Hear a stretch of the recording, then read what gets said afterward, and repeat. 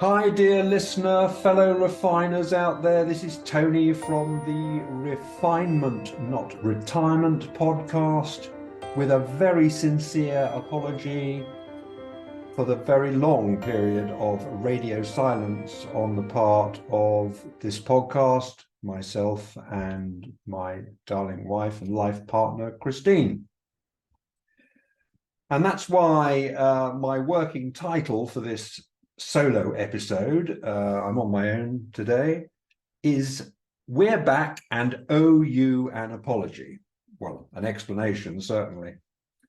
It was kind of, let's take a look. It was about the end of August that we did our first episode about our Florida refinement story, which goes back a long way, started back in 2002. And we'd barely got started. We got to our first night, I think, in Naples. We expected to get a bit further than that, but we've got a lot to say about it. And I think it's a story that has some interesting components to it, especially if you're thinking of perhaps buying a property, a place in the sun, as a second home. So we learned a lot from our experience, and and our whole Southwest Florida experience was amazing. It spanned 12 years of our lives. Well, we were there seasonally. We lived there in the winter. But it's a big part of our lives, and we wanted to share that with you. So we did the part one, and thanks for the feedback on that.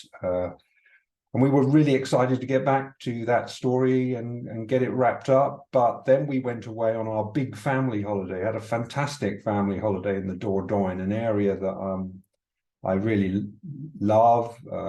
It's an area that I've had another area of the world that I've had some great experiences in, with Christine, and also in the life before Christine. And we got together with the family there, and there were about 20 of us, nearly 20 of us, in a lovely old, I guess, farmhouse, miles from anywhere, so the grandkids could make all the noise that they wanted to. And we had just a great time. So we had that holiday. And then when we came back, we did our episode about our 2,000-mile electric road trip through France to the Dordogne and back in our two Teslas, one driven by me, the other driven by my son-in-law, Brad. And that was our first experience of electric driving outside of the UK, even though we've been driving EVs for many years. And that was interesting, and we wanted to do an episode on that. So you can see that. First of all, if you can see the first episode of our Florida story, do catch up if you haven't heard that episode. And then the next one was the electric road trip, the 2,000-mile road trip. So do have a listen to that. But why such a long gap since then?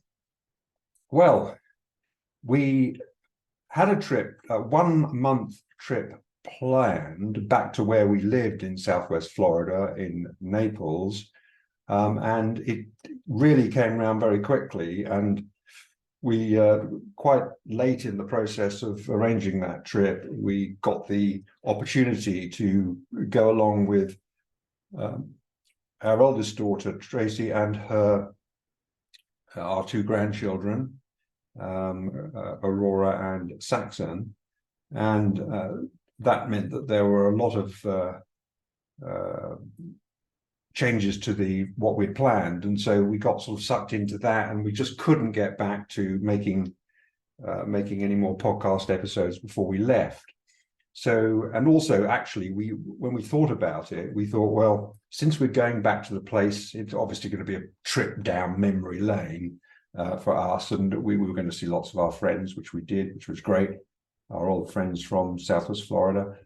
And we thought it would be really a great idea to do some episodes on location, as it were, so that we could while we were there, tell you more about our story while we're actually immersed in our old Southwest Florida home, as it were.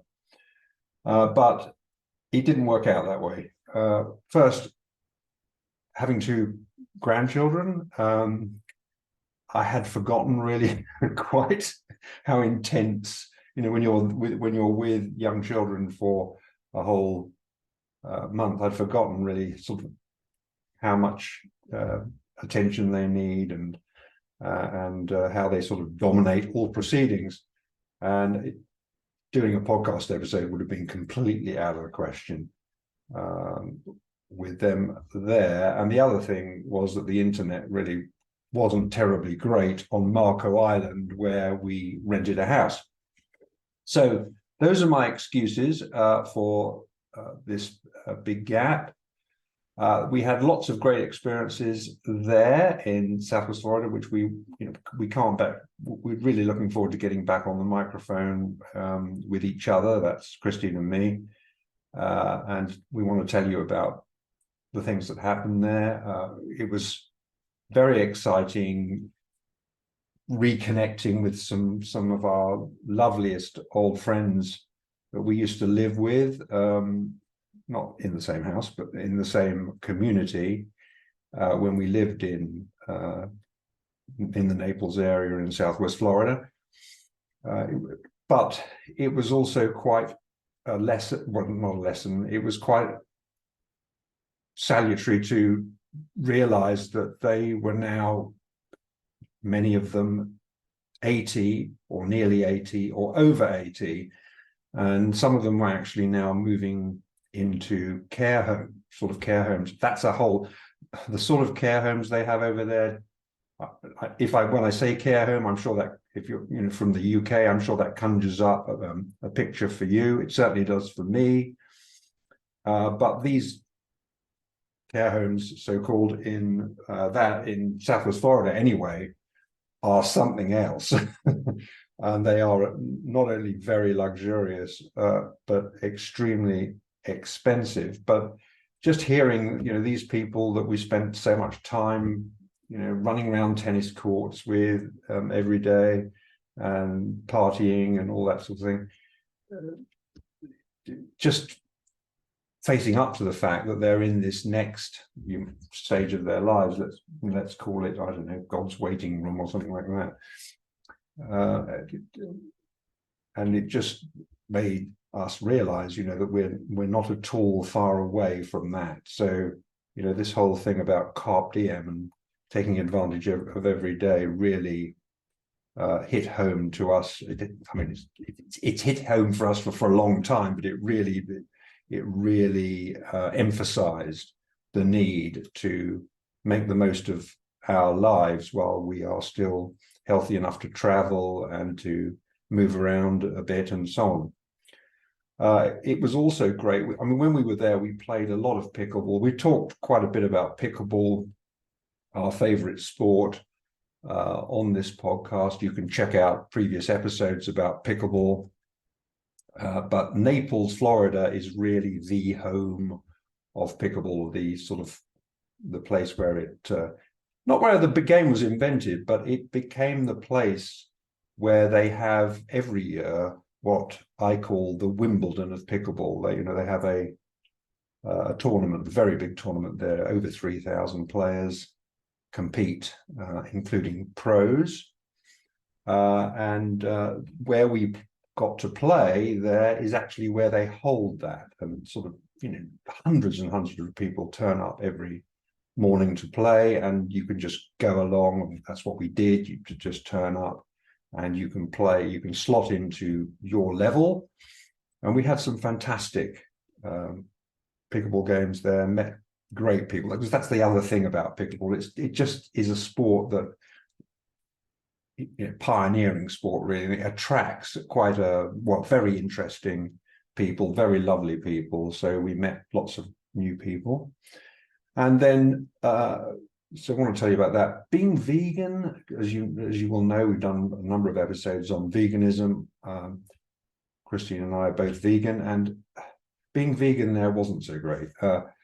The supermarkets, as they do here, sell a lot of good products for plant-based eating, but eating out is, as a vegan, is really, really backward in that area, really, really poor. So there are lots of things like that, good and bad, that we would like to tell you about when we get back to our regular episodes. But when we got back here, and I'm afraid this is another excuse, but when we got back here, we just found that there was so much that we had to do that we just couldn't think about doing another podcast episode, unfortunately.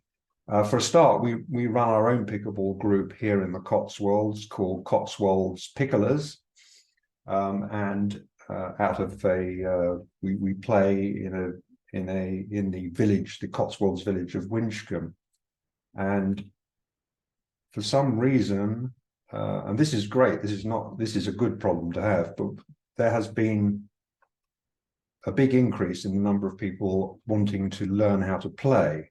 Actually, it's a sport I love to teach people to play. It's just so much fun because so many people, as soon as they play pickleball, just fall in love with it straight away. Particularly if they come from another racket sport like badminton or tennis. Tennis is what we came from. But there had been, actually, I do know why there was it's not for some reason. I do know why. I think I know why there was a big increase, a sudden big increase in interest in the sport. And that's because of media interest recently. A couple of things happened actually, pickleball has been in the media consistently month after month for various reasons. But recently there was an article, I think, was it the Times, that talked about Jeremy Clarkson, who doesn't live very far from here, you know, his farm and all that. Wasn't Chipping Norton he lives in. He talked about his interest, I think he's recently discovered the sport and his interest in it, and wanting to put a pickleball court on his property there, as if he hasn't got enough problems with the local planning authority. But that article sparked more interest, as you'd expect, particularly in this area, that we're in the Jezzy Clarkson area. And then there was the very, very sad story about Matthew Perry's death. He died, he was discovered dead in his hot tub in California. And the article mentioned that he loved pickleball. In fact, he just finished, as I understand it, playing pickleball. And then, as we do, actually, when we get back from pickleball, we go into our hot tub, and it's a lovely way to relax your aching muscles afterwards. Oh gosh, what a sad story about Matthew Perry. Such a lovely guy. But that also sparked a lot of interest. So we've been fielding all these people wanting to learn how to play, and then that put so much pressure on our scarce court facilities that we've been trying to deal with the logistics of how to cater for all the great players we now have in our group, but also all these people who want to learn the sport, because when you teach people the sport, you're obviously taking up court time, and so we've had to get our heads around that. But as I say, it's a great problem to have. So I'm certainly not complaining, but that's why we have neglected our podcast, and I'm very, very sorry about that. So anyway, if you're interested in learning more about pickleball, do get in touch, because we love talking about it, and we love teaching people how to play it. We actually have a Facebook page, apart from our Facebook page for this podcast, which I'll mention again. I'll mention in a minute. But we have a Facebook page for our pickleball group, which is called Cotswolds Picklers, if you want to check that out on Facebook. The other excuse I have, we both have, for not podcasting, is we were up against a deadline, a court deadline for some litigation, which I'm not going to talk about now, but it's litigation. It's an action that we started about against a very big name.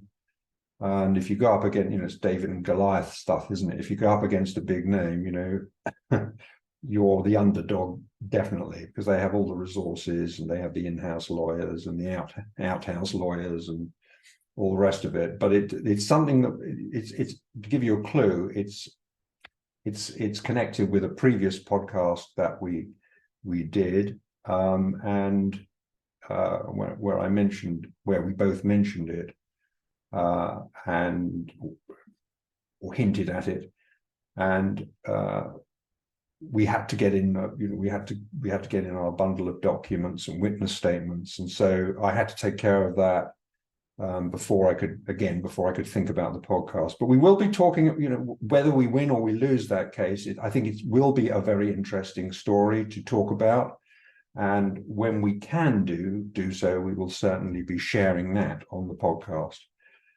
So that's hopefully a little taster of what's to come there. So now that we've got that particular chore out of the way, and I mentioned the chore in terms of what we had to provide to the court and to our opponents in that case, having got that out of the way, we can now get back to our episodes, and we're really looking forward to that. Apart from talking about our Florida story, we need to continue that. I mean, we need to finish that. We've got lots of more other refinement stories to share with you all. And we want to also get back to what I called our silver power reviews, where, as old wrinkly people, we talk about products and services. I really, really want, this is going to sound very weird, but I really want to talk about our toilet. My toilet, not our toilet, my toilet. This is my own toilet, because I discovered just how lovely it is, in my life anyway, to have one of these Japanese toilets. Just fantastic. And it sounds a really odd thing to want to do a review on and to talk about with you, but I think it is a hell of a refinement, let's put it that way. The other thing that I do love my gadgets, the other thing that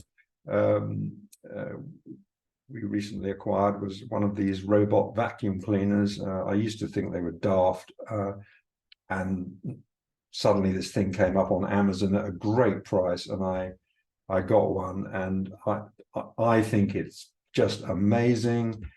I didn't think that when I got it out of the box for the first few weeks, and I want to tell you all about that process, but I'm so glad that we stuck with it, and it's just such a fantastic refinement that we've made. And that's just to name a couple of things that we want to talk about. There are so many, many things that we are going to be talking about on this podcast, which are of relevance to what I will call refiners like you, not people who necessarily want to talk about being retired, which always seems to me rather negative, like retiring from a tennis match. You sort of give up, retiring from life. No, don't want to look at it that way. So I think that's all I want to say at the moment. But I did want to jump on here and give you an update and in particular an explanation as to why we had not delivered on what we said we were going to do. I don't like doing that. So in closing, just a couple of things to say. Although we're old, wrinkly people, we are a young podcast still. We are still growing our audience. And when you do silly things like we just did and not publish for a while, that doesn't help with the algorithms and so forth. So please help us by sharing if you like them, our episodes. We're going to be talking about very many different subjects, as I've said, and some of them will be of interest to some people and not to others, and vice versa. So, this is going to be lots and lots of different things. Do share the ones that turn you on, as it were. Do engage with us and discuss with us. Get onto the Facebook page for our podcast, which is called Refinement, Not Retirement. The Facebook page is the same title. and anything that you do to engage there helps us with the algorithms and so forth. And if you can share and like and all those good things, that's great. Also, you can come on our podcast platform is Spotify for podcasters, used to be Anchor. Used it for various podcasts over a number of years now, and I think it's the greatest thing out there. We also have a channel on YouTube, so that if you want to see us on video, well, actually Spotify does that now as well, so you can watch video of us making these podcast episodes there, or you can do it on YouTube. I'm also, we used to have a blog, and it's still there, but I think I'm going to close that down now because we just don't have time to maintain a blog and a podcast. The other thing is guests. We do like to have guests on the show, which it's very easy, no pressure. We can do it remotely, and it's fun. And if you want to come and talk about any aspect of the sort of things that we talk about, do get in touch. We can have a chat in advance, and we'd love to have different faces and voices on our podcasts, and it's always great to meet and discuss things with new people, and we would love to do that with you if you're interested in doing that. So that's all I have to say for the moment, and look forward to seeing you next time. But for now, it's just goodbye from me. Goodbye.